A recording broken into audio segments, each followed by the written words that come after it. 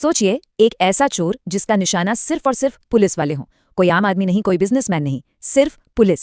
आज हम the Indian express की एक ऐसी ही हैरान कर देने वाली कहानी को समझने वाले हैं, जहां एक आदमी ने 15 साल, जी हां 15 साल तक सिर्फ पुलिस से बदला लेने के लिए चोरियां की। इस पूरी कहानी का जो क्लाइमैक्स था वो एक छत पर लिखा गया। 15 साल से चल रहा ये चूहे बिल्ली का खेल आखिरकार एक छत पर जाकर खत्म हुआ। लेकिन सवाल यह है कि ये सब इस मोड़ तक पहुंचा कैसे। तो चलिए इस कहानी को इसके अंत से ही शुरू करते हैं, उस आखिरी नाटकीय पल से जब सब कुछ दांव पर लगा हुआ था। जरा सीन को इमेजिन कीजिए। बुरहानपुर के पास एक घर, पुलिस की टीम ने उसे चारों तरफ से घेर लिया है।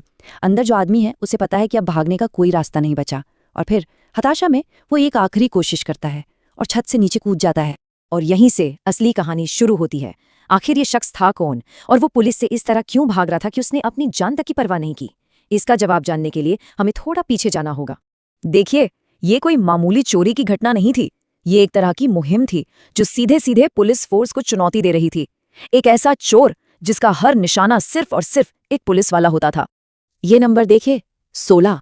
आरोपी दीपेश के खिलाफ चोरी के एक दो नहीं बल्कि पूरे 16 मामले दर्ज हुए, और इन सभी मामलों में एक ही बात कॉमन थी, निशाने पर हमेशा पुलिसकर्मी ही थे। और ऐसा भी नहीं था कि वो किसी एक शहर में ये काम कर रहा हो। उसका ऑपरेशन मध्य प्रदेश के 7 अलग अलग जिलों में फैला हुआ था। झाबुआ से लेकर इंदौर तक वो बड़े आराम से पुलिस वालों के घरों को निशाना बना रहा था। सालों तक जो चोर पकड़ में नहीं आया, उसकी कहानी का अंत खंडवा में शुरू हुआ। जब उसने 2 ट्रैफिक कांस्टेबलों के घरों में चोरी की तो अनजाने में ही उसने एक ऐसा सुराग पीछे छोड़ दिया जो पुलिस को सीधे उस तक ले जाने वाला था। तो अब सबसे बड़ा सवाल, आखिर क्यों कोई सिर्फ पुलिस वालों को ही अपना निशाना बनाएगा? इस क्यों का जवाब एक 15 साल पुरानी रंजिश में छुपा है। जरा इस टाइमलाइन पर नजर डालिए। करीब 2011 में एक घटना होती है, और फिर शुरू होता है एक दशक से भी लंबा चला बदले का सिलसिला। सोचकर भी अजीब लगता है ना, कि किसी के मन में नफरत इतनी गहरी कैसे हो सकती है कि वो 15 साल तक बदला लेता रहे। जब दीपेश पकड़ा गया तो उसने पुलिस के सामने यही खुलासा किया। एक कथित पिटाई ने उसे इतना ज्यादा आहत किया कि उसने अपनी जिंदगी का एक ही मकसद बना लिया, पुलिस से बदला लेना।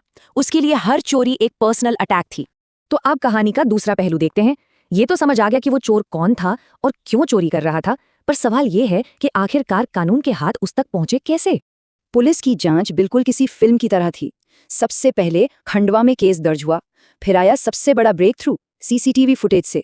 और मजे की बात ये कि ये फुटेज पुलिस लाइंस के ही कैमरों से मिली थी। इसके बाद टेक्निकल सर्वेलेंस, यानी उसके फोन की लोकेशन को ट्रैक किया गया, और बस जैसे ही पता चला कि वो बुरहानपुर की तरफ है, 3 जिलों में एक साथ तलाशी अभियान चलाकर उसे पकड़ लिया गया।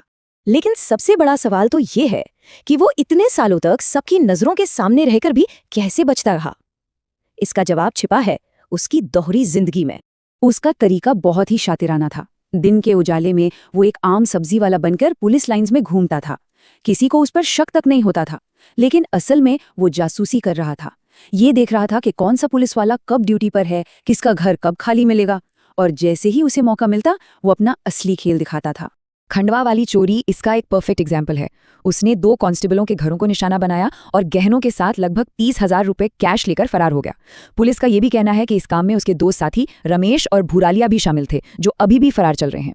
और अंत में ये कहानी हमें एक गहरे सवाल के साथ छोड़ जाती है। एक कथित अन्याय का बदला लेने के लिए 15 साल तक अपराध करते रहना, क्या इसे किसी भी तरह का न्याय माना जा सकता है, या ये सिर्फ अपराधों की एक लंबी चेन है? इस पर विचार जरूर कीजिएगा।